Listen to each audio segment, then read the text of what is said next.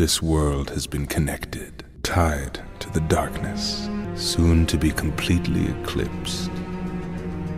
Hello there, Servum17 once again. This is my Kingdom Hearts Final Mix, Proud Difficulty video walkthrough. This is Destiny Island, not to be confused with Destiny's Child.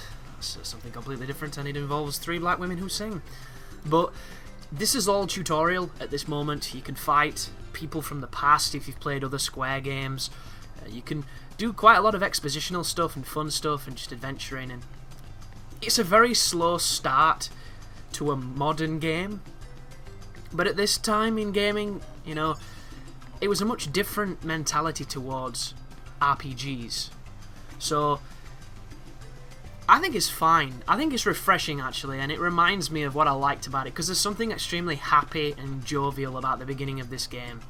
That being said, I'm going to try and do it as quickly as I can so we can get onto the real meat and veg of this game and this guide. So the first thing we're going to be doing is fetch quests for Kairi. You've got to speak to her first, and then you're going to be exploring the island, picking up stuff, finding things. It's all pretty simple, pretty laid-back stuff, so enjoy it because it doesn't last so long, and then we get thrown into the world of Chaos and Heartless and Kingdom Hearts and all that good stuff.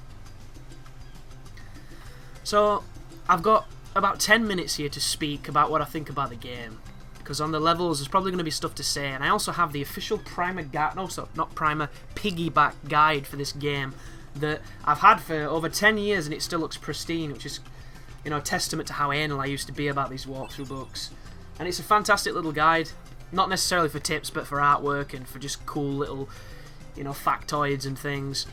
And I'm going to read some of that when we get to the lulls in the videos, so I can try and keep it on Kingdom Hearts talk as much as possible. So this is from the High Definition Collection. It's just recently come out. It's only on PlayStation 3, which I think is very sad. And it's not just because I prefer the Xbox as a console and I prefer achievements. It's just because I think that these games are something everybody should play. I don't think a console should limit people's experience of this game. So I'm hoping that, you know, they find a way to play it if the PC players, or PC you can get it on an emulator probably. But just Xbox guys, and just those people who do nothing but play Halo. Those people, you know, they're missing out on a gem of a game. And a gem of a bunch of games, because the series comes with 2 other titles that I haven't played. One is a DS, well, they're both DS games, sorry. One of them has been completely revamped with better visuals to play like an actual game, not on a handheld. The other one has had the game stripped out and it's nothing but the cutscenes and it's all up-resed and all that good stuff. But I haven't touched those yet and I'm excited to do so. But this here is essentially just a straight port that's been upscaled, and it's high definition now, and it looks fantastic, guys. It's probably one of the best looking high def collections I've seen, and it's not necessarily because it has the best visuals, because you're going to find muddy textures if you look for them. You're going to find things that don't look as good now, but when you consider that this game looks great as an art direction, and the fact that it's now been put into high res, it stands up really well, and I think it stands up probably better than any of them do, and all of them have looked good. You know, the Metal Gear one looked nice, the Sony Enders one looked nice, but I just think that this one, there's something really charming about the visuals on this game, because they are so stylized, and I do believe that if this came out now, we'd still think it looked pretty good. Obviously, the trees and stuff would probably look a lot better, but I just mean the character models and just the general fidelity. There's a really nice visual style to it that, yes, if you go too close or if you get it on a rough angle, you will see some problems, but it looks great. There's a lot of value. These are long games. The collection itself was only £25. Or it should have been, but then I went to Game, which are just the worst fucking place for selling anything, and they sold it me for 29 quid, and I nearly slapped the guy on the desk when he said the price. But I'm actually quite a nice person when it comes to dealing with strangers in real life. So I withheld the slap, and I just dismissively walked away after saying thank you through gritted teeth. But it's cheap. There's 2 games in here and like a 4 or 5 hours worth of cutscene kind of video novel film thing. So there's a lot of content here, and this game is anywhere between, you know, 10 to 50 hours if you want to put the time into it. I assume the other one is probably very similar. So this moment right now, you're going to be racing with Riku, and it took me a while to skip the cutscene there, so I should have probably trimmed that out, but it helps me get across some points early on, so I've left it in. To win the race with Riku, you kind of need to know the course, because if you don't, I don't think there's any feasible way you would beat him, because there's a lot of pitfalls and traps, and there's a lot of multiple choice routes that, you know, if you don't know which one is quickest, you probably have difficulties. But the cool thing is, if you lose, the only thing you lose is the name, and it doesn't really matter because you never see it again. Spoiler alert. But there's a lot of content for your money. If you've played this before, or you're a fan of the series, then it's just nostalgia fest throughout, and you're going to have a lot of good time with it, because the music is great, the voice acting is great, they've got all the voices back that they had in the original, you know. It's not every single person who was in the Disney films, but it's enough for you to just remind you of your youth, and when games just brought out that your unbridled joy from you. And I really can't describe it. But there are problems with the series, well, with this game in particular, that haven't aged so well, that don't, you know, come across as so great. A lot of the systems and the way things are handled will seem kind of archaic if you're new to it. If you've played before, you'll be stunned that this is how it was handled and that you put up with it, but at the time your frame of reference was very different. And a good example is the items. Items don't auto-equip, you have to put them on your character, and there's a limited amount of space on your character, which is a novel concept that you don't see so much these days. Also, to use healing items or to use healing spells, you have to use the D-pad, so move your hand off moving the character to select them, which takes time and is really awkward at first until you get used to it. And there's no shortcut to do it at all, you've got to go through these menus, and the animation of throwing the healing item or whatever you're doing can be interrupted by bad guys when they hit you, because Sora gets stunned from almost everything, so you can be trying to heal and die before you've even healed. And there's little notions like this that really don't stand up so well and will frustrate newer players, but you've just kind of got to accept that, you know, this was made a long time ago and games were different then, and you just got on with it. You know, that the game has this auto-attack system where Sora will only attack things if he's in range of them, and if you aren't, he'll whiff, and the whiff has quite a lot of recovery to it. And later on you'll get a roll, but you can't cancel out of almost any of the attacks, so a lot of stuff, if you whiff, you're completely vulnerable, and you'll try to roll, but the game just doesn't roll, and when it finally does, you might have took a hit or taken damage. So the feeling of precision is going to be a lot less to some games that you might be associated with now. And if you're looking for this to be, you know, super sharp and responsive, for the most it does a really good job, but it's nowhere near as proficient as some of the more recent games that followed it, because, once again, early 2000s, guys, gaming was different.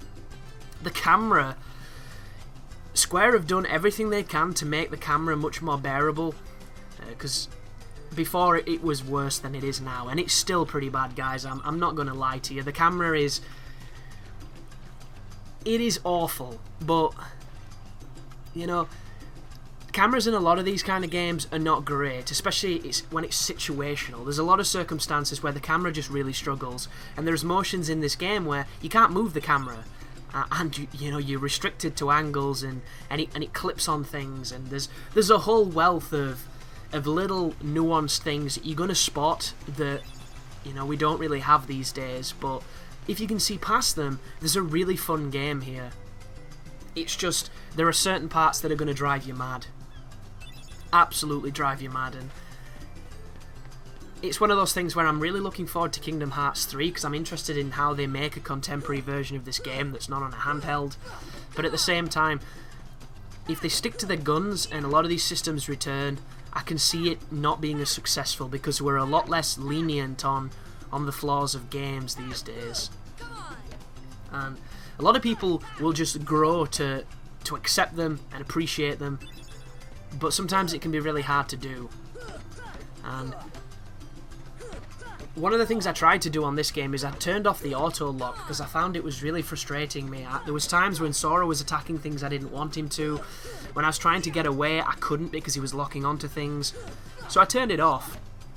And for the most, it had a lot of success, but then it started to kind of backfire on me, where I was bang next to an enemy trying to attack them. I'd initiated the lock, but for whatever reason it had been disengaged, and Sora was attacking the wrong direction and I was getting hit. And those situations are where the auto lock really helps, because even if you don't have that lock, it can kind of push you in the right direction. It can make it a real pain in the ass when you want to run away, but hopefully you'll not be doing too much running away unless you know what you're doing. And there's just moments like that where it feels like an older game. Like this moment here, you're supposed to get coconuts, and I believe you can get them from almost any tree, but there's two types of coconut. There's one with a hard shell, like a coconut that I've seen, and then there's kind of like a sperm coloured one, which I'm not too sure what it is. It must be some kind of raw coconut. So it has me running around the island hitting trees and kind of waiting for the random number generator to give me what I want. But I believe once we've got this, we've got everything except the final mushroom. And the last mushroom is waiting for us in the special cave with the door. But just keep on smacking stuff. But yeah, little things that I found to be quite frustrating or difficult to cope with. One of them is when you lock on, when you disengage the lock, the game kind of locks onto the enemy for a couple of seconds before it gives you back control of the camera. I'm not entirely sure why the game does this, but in the heat of battle on a harder difficulty, when things are bombarding you from all angles and you're trying to spin your camera so you can see them, so you can have an understanding of what's happening, it just doesn't work well enough, and it can really get you in trouble. And when you bear in mind that this game is no holds barred at times, there are enemies that will attack you with a move that can kill you in 1 to 2 hits from off screen, and they'll fly at you super fast and hit you, and they'll track with you and everything, and you can't even see them because they're not on your screen. So there are a lot of moments where you're required to have this precision that the game just doesn't have, and you've got to take it, you've got to just handle it. And there are a couple of boss fights where it can be very difficult to do this, but hopefully with the guide I can help you get through some of the problems you might have, and you'll get to experience the game. But some of the design choices people I think are going to have some real issue with.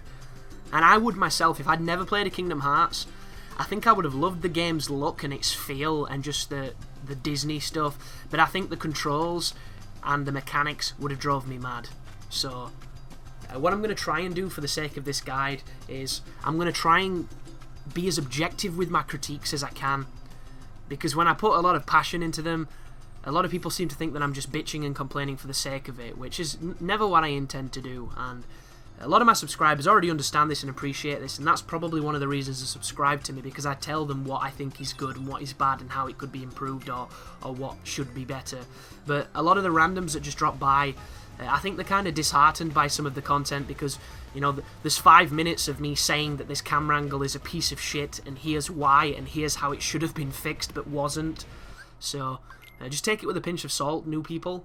It's all coming from a place of love. I don't sit down here intentionally trying to bum anybody out, and if you really love the game and you love it so much that you've got goggles on to the things that are wrong with it, sometimes you've got to step back and see that a game does have issues. And I love Kingdom Hearts, guys. I really do. It's one of those games from my childhood where I get tingles when the music comes up. Like, I get that feeling down your spine when something that's really effective and evocative just resonates with your body. And this game has those moments for me because it's a pivotal moment in my younger life, when I remember coming home from school and playing this game. I remember seeing that cutscene at the end, the special teaser one for the sequel, and being so excited I couldn't sleep even though the game wasn't out for another year or something. It's a special title. Oh, that part right there, skip everything. Don't even bother with the Heartless. There's absolutely no need whatsoever. And then this is the first challenge of your proud playthrough. So this is a guy called Darkseid, and he kind of reminds me of the Dahaka from Prince of Persia Warrior Within. And it's the exact same as what we fought before, but now he's tougher. And the thing that I recommend here is aggression. Be aggressive, do the air combos. And the air combos are better because they're faster and they'll enable you to do more, but sometimes because of the auto attack and the auto lock and some of the clipping geometry issues that this game has, where Sora will just, for some reason, his attacks will repel, or he can't quite get close enough to the enemy to do the move, or it'll move too fast for him and it's difficult to cover the ground. You know, little bits that are going to irk you at first until you get used to them and you kind of accept them. But just be as aggressive on the hand as you can, and just bear in mind, when he hits the ground, watch out for it. He's coming now, I believe. He's going to charge up and he's going to punch the floor, and when he does, you need to jump. If you do not jump, it'll take off half your life. And it's the same with the projectiles that he does. The projectiles from this orb and from the other ones, they can kill you in 1 to 2 hits. That right there, that emission from the orb, does damage if you're too close, so never go too close to his hand generating that energy. Because I died about 4 or 5 times on my first playthrough with this guy. Because I was beating him up and I was getting aggressive and I was just getting clipped. Like on these, it's going to rain these negative energy orbs, and if they touch you, they do wicked damage. And when you're trying to attack the boss, you can't move Sora, so you can't be attacking and moving at the same time, so you are vulnerable. And occasionally you'll hit the orbs and you'll tech them, which is essentially a way of cancelling them. But the timing on them is a skill, and if you're mashing, you're not going to have that skill, and it's just luck at that point. So you might take a few hits, but you might have a potion if you didn't use it. You might have picked up potions and things, and if you picked up that protect chain that I did, it's going to help you take 1 or 2 hits more perhaps. So that should give you a bit of an advantage. But thank you for watching, and you take care now.